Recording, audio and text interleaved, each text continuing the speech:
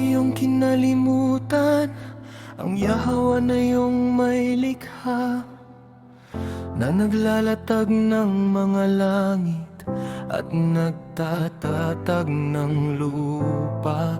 At ikaw ay palaging natatakot buong araw dahil sa puot mamimihati, pagka siya'y naghahanda upang sirain. At saan naroon ang puot mamimighati? Ang bihag na madali ang palalayain ay hindi mamamatay sa hukay, o mangangailangan man ng kaniyang tinapay.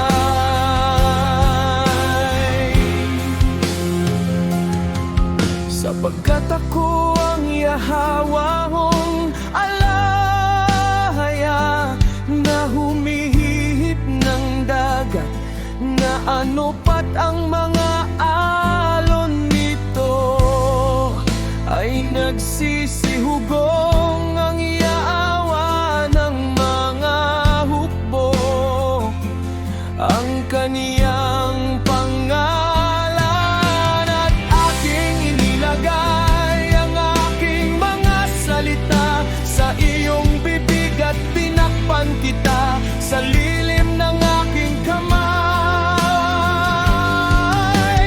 upang aking malatag ang mga langit at maitatag ang lupa, at masabi ko sa Siyon, ikaw ay bayan ko.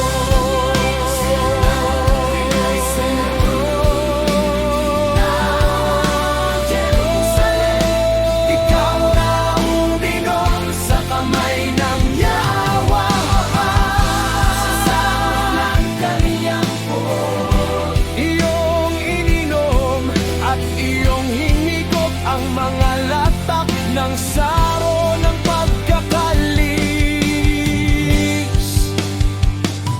Wala sa lahat ng mga anak na kaniyang naging anak na umatnubay sa kanya. At wala sa lahat ng mga anak na kaniyang pinalaki na umakay sa kaniyang kamay. Ang dalawang bagay na ito ay nangyari sa iyo. Sinong maawa sa iyo? Pagkawasak at pagkasira at kagutom at tabak, paanong ako mag-aliw sa iyo? Ang iyong mga anak ay nangahimatay, sila'y nangalatag sa mga sulok ng lahat na lansangan, gaya ng toro sa lambat, na puspos ng puot ng Yahwa, ng saway ng iyong alaya. Kaya't pakinggan mo ito, ikaw na dinaanan ng kasakunaan at lasing, ngunit hindi dahil sa alak. Ganito ang sabi ng iyong Yahwa, alaya, at ng iyong Yahwa na siyang nagsasanggalang ng kaniyang bayan. Narito aking kinuha sa iyong kamay, ang saro ng pagkakalis, ang saro ng aking poot. Hindi mo na iinumin.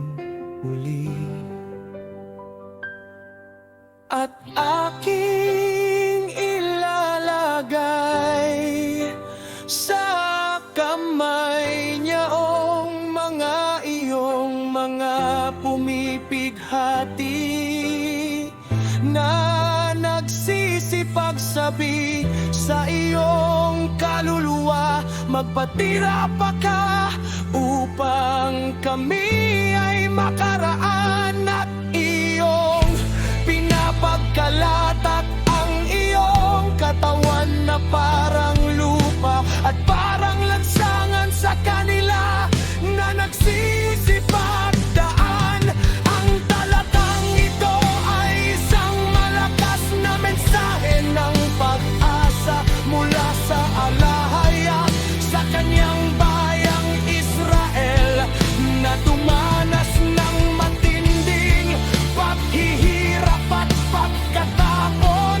Kinikilala ng Yahweh ang kanilang pagdurusa.